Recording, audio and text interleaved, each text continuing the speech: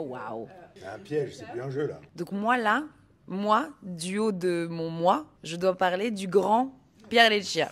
Je te le dis, je te l'ai jamais dit. C'est très vrai, c'est beau et touchant. Donc moi là, du haut de mon moi, je dois parler du grand Pierre Leccia. Donc ça va être très difficile parce que j'ai pas les bons mots puisque mon vocabulaire est très limité. En tout cas, lui, il faudrait des termes dithyrambiques que je ne connais pas encore. Mais avec mes mots à moi, Pierre Leccia, qui est donc et créateur de séries, donc c'est-à-dire qui sort les idées de sa tête, et scénariste, et réalisateur, et directeur d'acteurs. Je dis ça parce que tous les réalisateurs ne sont pas des très bons directeurs d'acteurs. Lui, si. Donc il fait tout ça. Et comment vous dire que pour un acteur, donc moi je parle vraiment de moi, pour une actrice donc, c'est hyper reposant. Parce que du coup, vous savez que vous êtes dans des mains qui savent exactement ce qu'elles vont faire. Donc vous vous jetez à corps perdu, vous n'avez même pas besoin d'aller derrière le combo pour voir ce qui se passe. Vous savez que de toute façon, il sait de quoi il parle. La Corse, il connaît. Il connaît ses personnages, il connaît les acteurs, il les aime, il connaît ses mises en scène, il connaît tout. Donc vous avez juste à vous laisser porter et à faire votre métier, c'est-à-dire jouer. Et ça, c'est très, très, très agréable. Et moi, en fait, pour vous dire la vérité, je suis un peu jalouse de la relation que peut avoir Pierre avec Raph. Avant déjà, après sur le tournage, aujourd'hui encore, parce que je sais que vous vous appelez, hein, je suis au courant de tout, vous faites des dîners et tout. Et moi, je suis très intimidée par Pierre. Je crois qu'il y a un côté. En même temps, dans mon cœur, c'est mon tonton. Et en même temps, c'est un tonton intimidant. Vous savez, le tonton qui, quand il est là, vous êtes contente parce que vous savez qu'il va vous élever dans tous les sens du terme. Et en même temps, vous n'osez pas trop le regarder dans les yeux parce qu'il est très intimidant. Non, mais c'est vrai, mais c'est pas grave. C'est juste que parfois, il y a des gens, ils sont tellement ils ont tellement ce supplément d'âme qui font qu'ils sont un peu plus qu'un humain, que du coup vous vous dites oh là là, j'ose pas, tout ce que je vais dire ça sera nul et ça sera pas assez bien.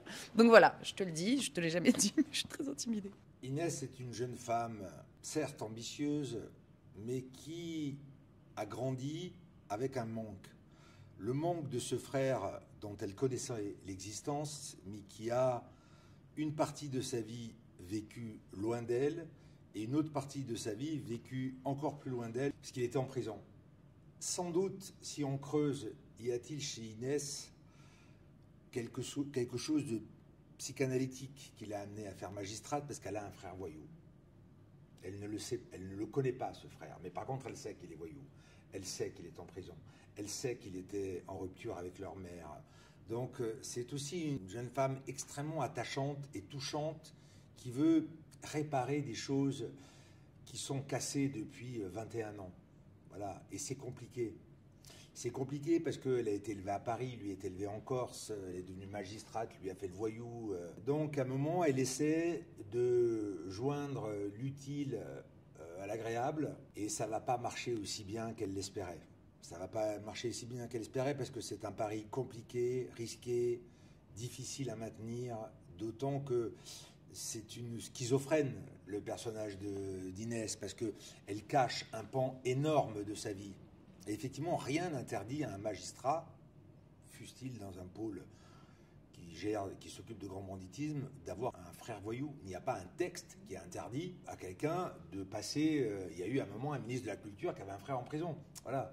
Donc elle a fait ses études, elle est brillantissime, elle est travailleuse, elle est bosseuse, elle est hypermnésique, ce qui est un atout énorme.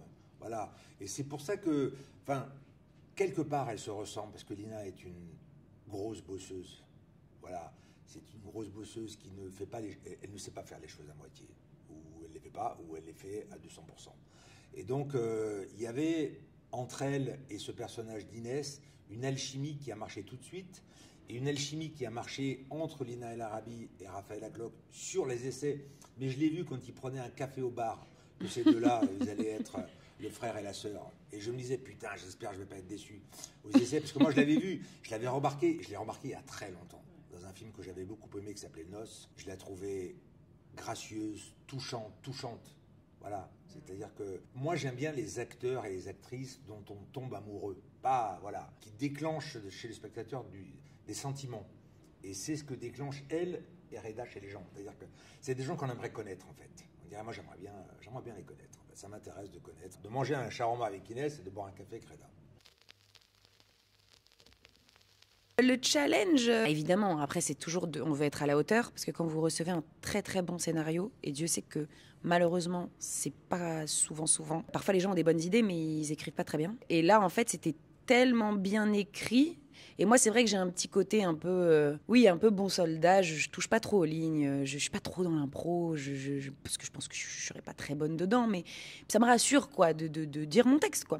Et en fait, quand vous lisez un scénario qui est aussi bon, avec tout y est, quoi, vous vous dites, il faut que je sois à la hauteur de la Inès du papier. Faut pas que Pierre Leccia, ça fait des années qu'il y pense, il est en train de travailler dessus, il s'est fantasmé un truc. Faut pas que le premier jour de tournage, il dise oh putain, merde, on va pas y arriver. C'était pas ça que je voulais à la base. Donc en fait, c'est ça. C'est plus ça, de vouloir être à la hauteur de. Surtout quand vous respectez votre réalisateur et l'artiste qu'il est, voilà, vous voulez qu'il vous respecte et qu'il soit heureux de ce qu'il voit et de ce qu'il entend, quoi. Oui, puis Inès, c'était ce personnage qui allait bien à Lina parce qu'elle est espiègle, filoute, intelligente, frondeuse, extrêmement attachante, touchante, mais sauf qu'elle entre dans un game qui, à un moment, la dépasse. La bascule du personnage d'Inès, c'est ce moment où son secret, qu'elle a tellement dissimulé, lui pète à la gueule. Du coup, cette jeune juge qui avait l'impression de driver, de tout mener, d'avoir tout sous contrôle, tout lui pète entre les mains. Et c'est là qu'elle devient encore plus attachante, parce qu'on dit, mais non, tu t'embarquais dans un truc de dingo, ça pouvait finir que comme ça. Et c'est ce qui est bien chez les personnages qui, en essayant de réparer, et c'est ce qu'elle fait, en essayant de réparer, elle ne fait qu'accroître l'écart, perpétuellement. Voilà. Et à un moment, elle peut plus rapprocher les deux bouts, et là, ça explose à la gueule de tout le monde. Je sais pas, moi j'aime les séries où on s'attache aux gens, après c'est présomptueux, je sais pas, en fait. Chacun y verra son compte. Voilà, moi j'aime les séries, j'ai toujours aimé les séries où j'aurais aimé connaître les personnages. J'aurais été ravi de manger une pizza avec Tony Soprano, j'aurais été ravi de discuter avec McNulty, j'aurais été ravi de rencontrer Walter White, voilà. Et je me dis, si ces personnages, on a envie de les connaître, c'est déjà un truc énorme. Voilà, je serais ravi que les gens disent, moi j'aimerais bien discuter avec Inès pour voir pourquoi elle a fait ça, pourquoi elle n'a pas... Voilà, à partir de là, on a gagné. À partir de là, c'est gagné. Moi, à chaque fois qu'on tournait, franchement, tous les jours, je me disais, ah, mais en fait, la série, elle parle aussi de ça, et elle soulève aussi ça. Et en fait, chaque personnage est tellement complexe qu'il amène quelque chose. Par exemple, je sais qu'on parle du pardon. En fait, qu'est-ce que le pardon? Reda, comment tu pardonnes à ta mère, même si c'est très... Ok, comment tu te pardonnes à toi-même? Est-ce que tu as envie de t'apaiser avec le pardon, ou est-ce que c'est juste hyper confortable d'être dans ton malheur parce que c'est tout ce que tu as connu? Et la haine, elle est peut-être parfois plus rassurante. Et la colère, c'est plus rassurant parce que c'est tout ce que tu connais. Et l'amour fait peur. Voilà, la tendresse fait peur. Mais donc, moi, j'avoue que le jour où j'ai compris que ça parlait aussi du pardon, qui est en fait un grand sujet, ça m'a beaucoup marqué. Mais en fait, ça soulève tellement de choses, cette série. Le rapport entre un frère et une sœur, mais qui ont juste du sang en commun, mais en fait, ils se connaissent pas. Ça fait depuis 10 ans qu'ils se... Enfin, mais pourquoi, quand ils se voient pour la première fois depuis très longtemps, pourquoi, mine de rien, ils tombent un peu amoureux l'un de l'autre fraternellement?